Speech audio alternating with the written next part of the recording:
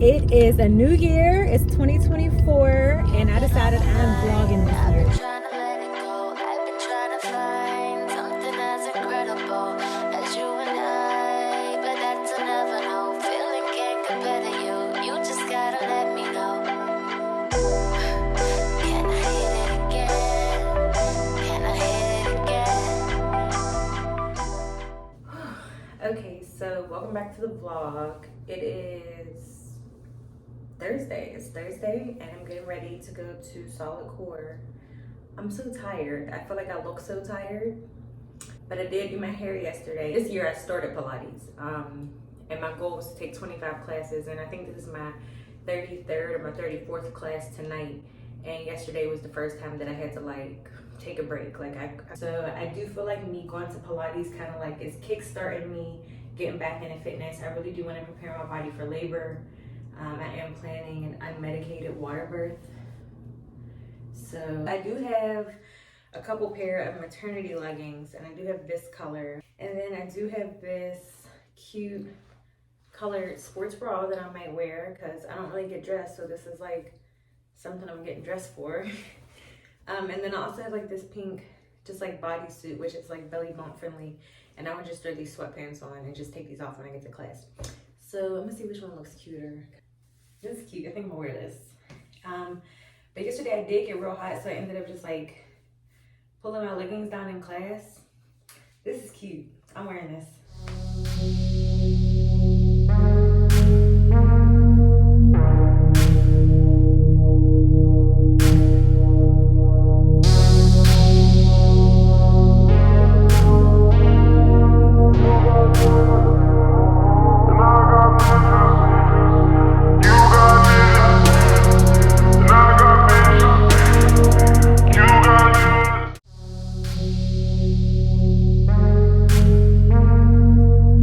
So I ended up stopping at Trader Joe's to get a couple things for this flatbread pizza. Corey is like obsessed with it. I'm pregnant, you just feel useless. And that's really ironic because I'm creating a human, like I'm creating a little baby right now. So it's like, I'm actually the most valuable thing walking as far as I'm concerned, but I can't help but feel useless since I can't do stupid things like go grocery shopping and go to Pilates and like make dinner or like go to work. But I'm like, a new era is upon me. Like this second trimester, I'm trying to like squeeze out a little bit of energy to do some normalcy.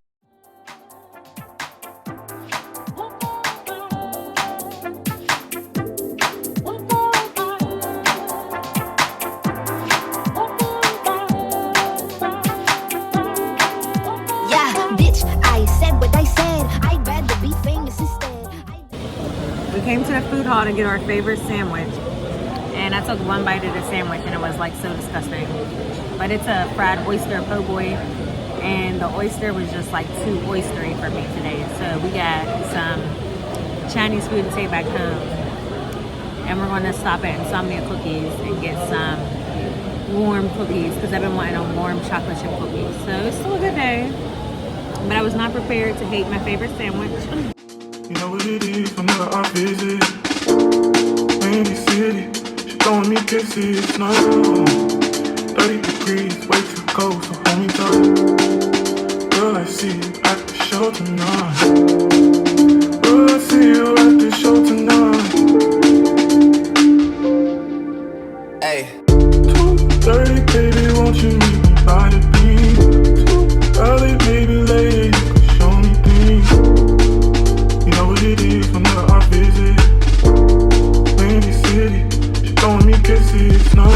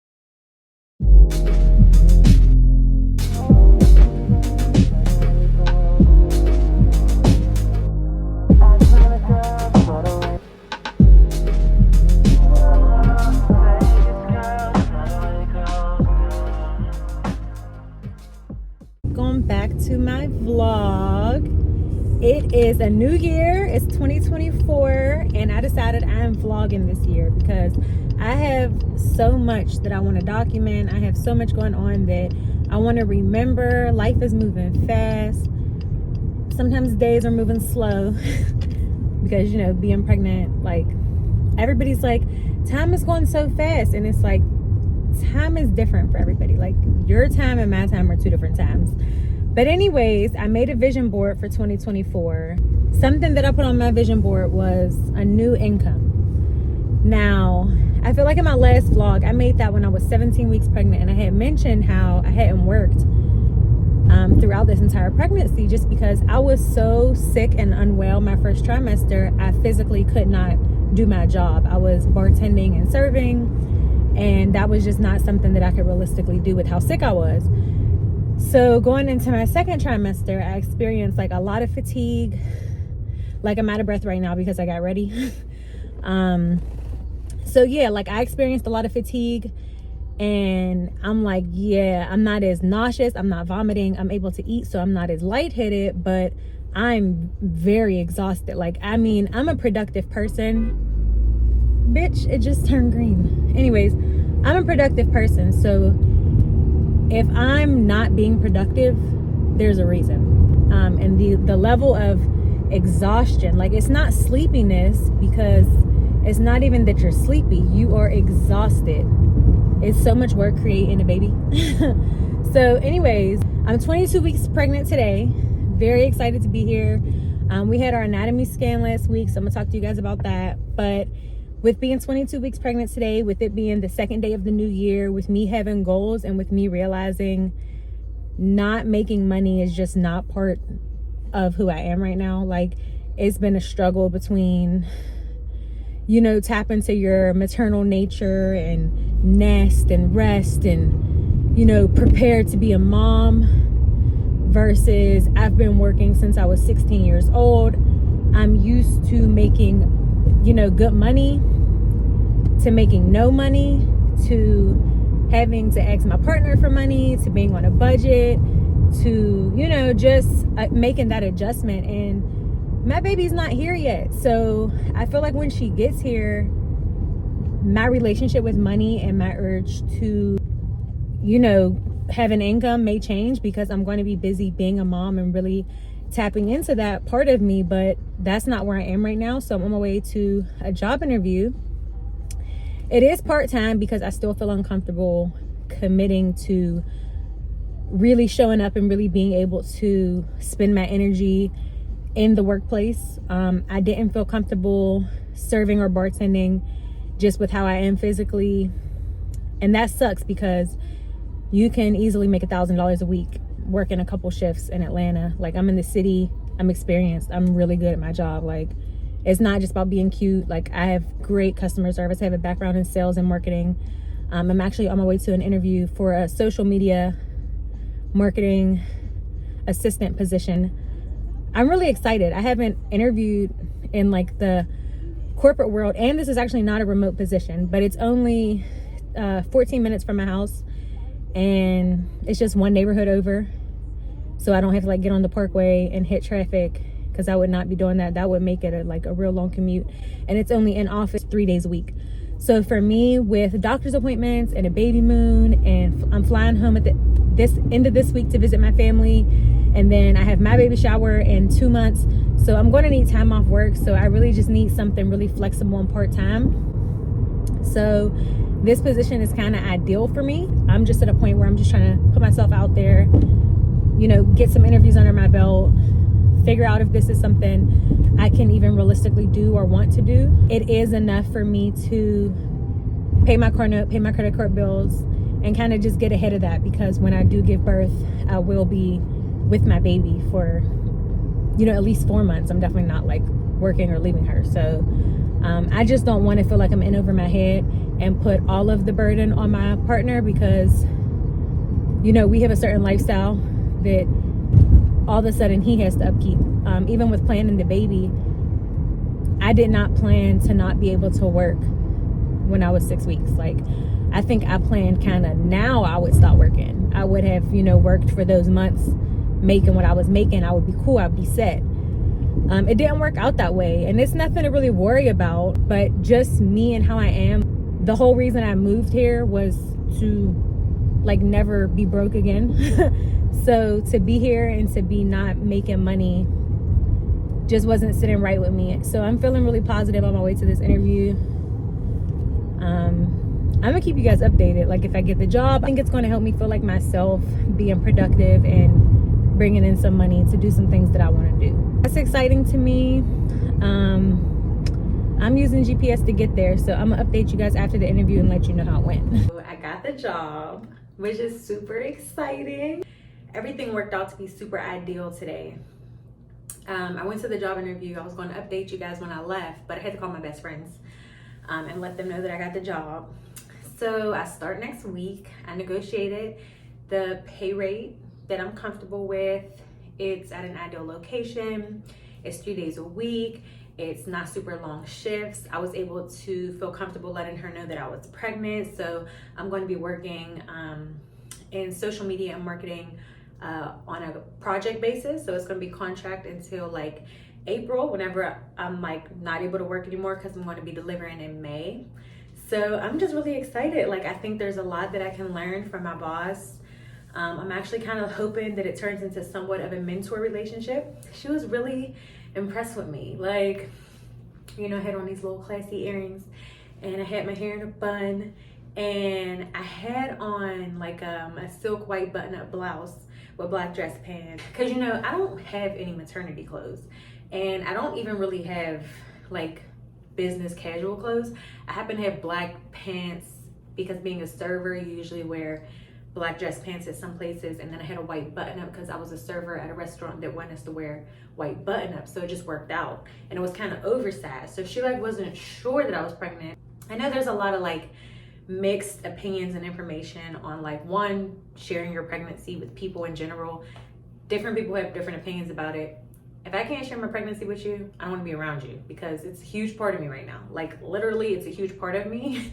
And if you don't make me comfortable enough to share that information, like I said, I don't want to be around you. Like I'm sensitive right now. Like, I'm so happy that this is happening. I want to talk about it. And you know, I just felt like woman to woman, it's a part-time position. And you know, if you live in Atlanta, someone's like, why are you looking for a part-time position?